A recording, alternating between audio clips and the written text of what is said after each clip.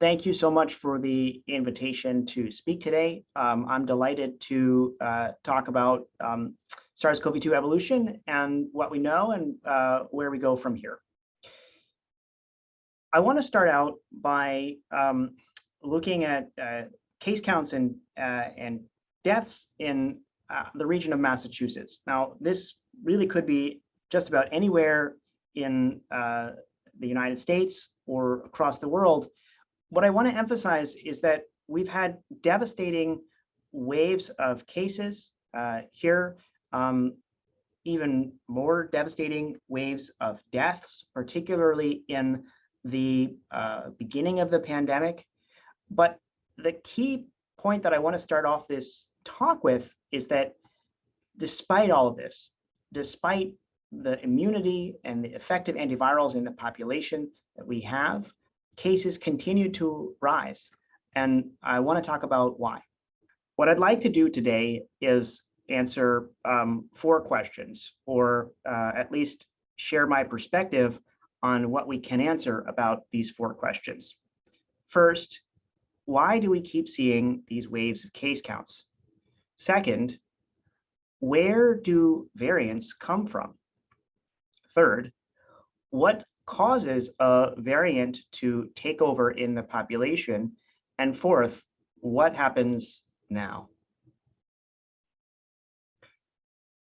Here's another example of the dramatic waves of case counts that are seen during the SARS-CoV-2 pandemic. These are case counts from South Africa. And what you can see here is at least 2 things. First, there is this really dramatic signature of repeated waves of case counts. And secondly, it shows something even more striking than the Massachusetts data or the US data, which is a periodicity. Really, it seems that every few months, just about, there's a new wave. Now, why is this happening? Well, one reason is the emergence of novel variants that have either enhanced transmissibility, enhanced immune escape, or both. And when you superimpose the variants that have been associated with each wave in South Africa, you see that each wave was linked to the emergence of a novel variant. And it seems likely, although the exact mechanistic relationships are not fully clear, that the emergence of these variants is in part driving these waves of case counts. But what I also want to emphasize here is that we still do not know the nature of this relationship. We cannot predict when a variant emerges whether a wave is going to occur or not. For example, BA.2 appears to be fitter and in the current populations more transmissible than BA.1. However, there's no BA.2 wave in South Africa. So the converse, which is that when a variant emerges, a new wave will occur, is not true. And there's a lot that we don't understand. I would say more than we do understand about why these waves occur. Clearly, human behavior is a big part of this, but it's not just human behavior. Time also seems to be playing a role. Why is it that there are these periodic waves every few months? Is that due to waning immunity? Is that due to something else? Is that due to seasonality? There's a lot that we really don't understand about why these waves occur. I'm not going to say more about that, except to say that we understand in part this is driven by the emergence of novel variants, but it's a really open area, in my view, a critical one to understanding why the pandemic looks like what it does, and an area where we need a lot more research. The second question that I want to discuss today is, given that we know these novel variants are important, where are they coming from? Why are they happening now? Why are they happening repeatedly throughout the pandemic? And there are at least 3 hypotheses that have been articulated, and I think all of these are plausible, though some are more likely than others. I want to point you to an excellent preprint from Andrew Rambo's group in the UK that's recently out on bioRxiv, where they studied in detail the emergence of B117 in the context of one of the best genomic surveillance programs in the world, the program in the UK, where they have a large proportion of the population sequenced, a large proportion of the cases sequenced, and have been following the sequence results closely and identifying variants quickly as they emerge, including the B117 variant. What they found is that the rate of evolution of B117 is similar to the background rate of evolution, but there appears to be a leap in evolutionary distance between this novel variant B117 and the background. And this is consistent really across the emergence of variants over time. What accounts for this leap? It seems that this genetic diversity has accumulated somewhere else and then returned to the population. And there are 3 plausible hypotheses here. The first is that this was imported from somewhere else where we weren't conducting genomic surveillance and we didn't catch it. This seems less likely, in part because in this paper, they show that they can actually identify intermediates. And so if this were the case, there would have to have been at least 2 introductions in a very short period of time. And the vast majority of the UK is extremely well sampled. So based on those observations and the fact that genomic surveillance has increased robustly around the world, while possible, it seems that the idea these variants are imported from regions with limited genomic surveillance is less and less likely. The second possibility is that there are repeated exchanges through animal reservoirs.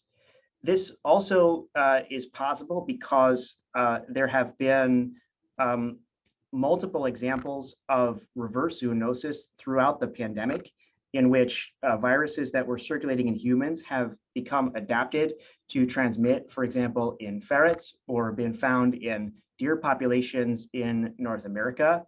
However, this seems less likely because the mutations that evolve in these animal reservoirs do not appear to be the same ones that seem to evolve in the variants of concern. So while this remains possible, I think it's less likely, and that's what many others have concluded as well, including the authors of this article.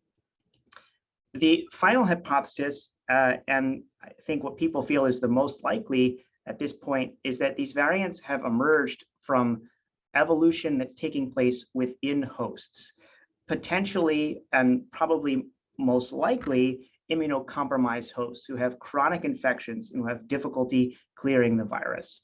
And although there's a lot of uncertainty about where variants emerge, this is a major area in active need of research. And I think understanding how to prevent these chronic infections and cure them is going to need to be a major area of research, both from the understanding of fundamental virology, but also from the standpoint of protecting public health. So this, I think, the emerging consensus is that this is the most likely candidate for where these variants are coming from, but a lot more work is needed and multiple hypotheses are plausible.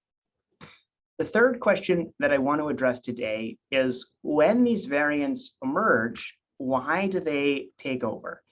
And I realize that there's some equations on this slide, and I don't want to overwhelm you with equations, but I want to make a single point here, which is that in large populations where selection is acting, when one genotype is fitter than the other genotypes in the population, this reduces to an equation where the relative fitness as described by the selection coefficient multiplied by the allele frequency of the fitter genotype times the allele frequency of the less fit genotype follows this functional form. And when you approximate that to the continuous case, you get this equation, which is called the logistic growth function. And it has near exponential growth initially.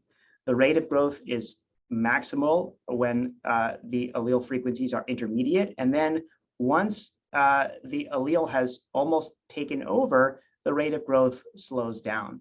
This is a well-known result in the population genetics literature for many decades. But I think the striking thing about the SARS-CoV-2 pandemic is that we've actually seen this play out in practice over and over and over again. So I think it's worth this brief detour into the population genetics literature, because what we're seeing is a fitness advantage in large populations that can be well approximated by a logistic growth curve, which we've seen recur over and over. So here I'm just showing you the emergence of the Delta lineage. I could have chosen Omicron, I could have chosen many other lineages, but went with Delta here across 6 states in the northeastern United States. And what you can see is, sure enough, you see this near exponential growth, takes off, and then it approaches fixation. This has replicated across regions and patterns, and this has been a useful way to estimate the relative fitness of genotypes that have been that have emerged. We carried this one step further and built a model, or actually multiple models at this point, to try to infer the relative fitness of all circulating variants. And I'd like to take a few minutes to tell you about it today, because I think it tells us not only phenomenologically what we're seeing, but because this model represents strains as combinations of mutations, it actually also tells us which mutations are driving fitness. Here are estimates of fitness for approximately 1,500 strains. This was fit in February of 2022. This plot is a little bit complicated, so I'm going to walk you through it. On the x-axis is the day that the lineage was born, and on the y-axis is the relative growth rate of the variant of interest. The variants, so-called VLIs, or variants of interest, are labeled as green, and the so-called VOCs, or variants of concern, are labeled as red. And I like this plot because I think it tells the story of the pandemic, in that initially we had a large number of variants that seemed to be of relatively minimal consequence.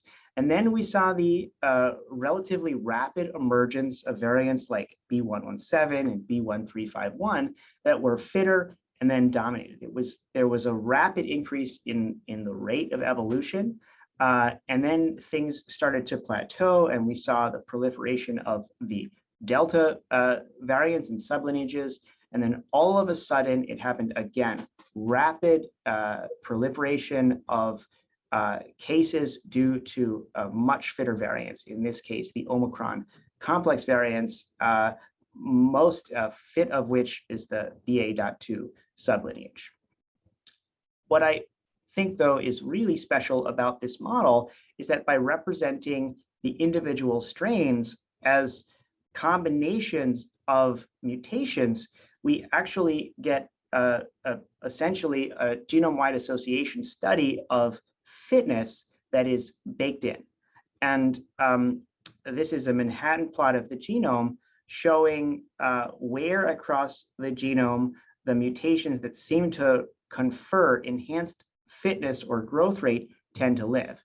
There are a few things that I'd like to point out. First, most of the activity, unsurprisingly, seems to be in spike. In particular, there's a few places of high density of emergence of variants that, or mutations that promote fitness. But what I also want to point is there are other places here in nucleocapsid, in ORF3A, in a couple places, at least in this large polypeptide ORF1A, that also seem to promote fitness. If you zoom in, here are the spike mutations, and three regions in particular: the receptor binding domain, a lot of activity, the N-terminal domain, as well as more in the S2, and particularly in the furin cleavage site. And when you plot the highest scoring mutations on the structure, you just annotate where the top scoring hits are. Essentially, you pick out the interface between ACE2 and the receptor binding domain as being a hotspot of viral evolution. But it's not just spike. There are also multiple other signals in the genome. Here is one in nucleocapsid. This genomic scan really highlighting that the linker region between the N-terminal and C-terminal domains is a hotspot of viral evolution and promoting viral fitness. Mutations in this region have been recently characterized by Jennifer Doudna's group and demonstrated that they enhance viral packaging. So the final question that I want to touch on today, and this is a million-dollar question, take this with a grain of salt, but I want to end with a few big picture comments based on what we've learned about these new variants that have emerged. So what happens now? Are we in a phase of the pandemic where we've transitioned to endemicity? That's a difficult question to answer, but I think we can make a couple of general statements. First, at the top right here is this case curve from South Africa that I showed in the beginning. And on the bottom is the deaths curve. And what you can see is that there has been a gradual decoupling with the acquisition of immunity between case numbers and death numbers. We are likely to see that, I think, barring some extreme and anomalous evolutionary event, immunity works. The combination of convalescent and vaccine-acquired immunity has resulted in substantial immunity across multiple arms of the immune system in populations. And so while variants may come up with ways to escape the immune system and result in waves of cases, number one, hopefully those waves will be smaller over time. I think that will be true. But more likely, and what we're already observing, is that the impact of these waves in terms of deaths is likely to be greatly reduced over time. The second kind of broad-reaching comment that I want to make is that what we have observed historically over the first 2.5 years of the pandemic is major jumps in fitness due to the emergence of novel variants. That, I think, is reasonably likely to continue to be the case. Because, in part, these variants are emerging in reservoirs where they appear to be evolving, learning effectively how to escape the immune system. And that, in my mind, is going to be a major need going forward. We need to better understand the conditions under which these variants are emerging. And what that really means is that we need to consider all hypotheses, but one hypothesis that we need to begin to focus on more, and in my mind, take action on, is come up with better methods to diagnose chronic SARS-CoV-2 infections and cure these people so that the virus stops evolving, and we cure them both from a medical standpoint, but also reduce the risk from a public health standpoint of variants spilling over into the population and causing further waves of cases. So just to summarize, these are what we've discussed in regards to these 4 questions that I raised today. First, what drives waves of cases? Well, many things of which we only understand a handful. Clearly, viral evolution is very important, but there are also components of behavior and immunity that we don't fully understand. 2, where do variants come from? We don't know, but at this point, the most likely explanation is within host evolution. 3, why do variants take over?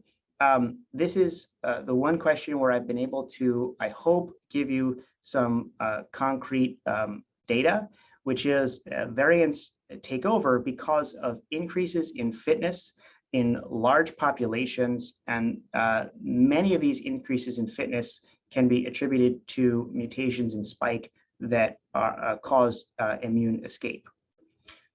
Finally, what happens now? Well, I anticipate and hope that we will continue to see a gradual decoupling between cases and severity as immunity takes hold in the population, but remains critical that we understand where variants come from and how to prevent them from emerging so as to protect the public from the devastating effects of novel waves of evolution.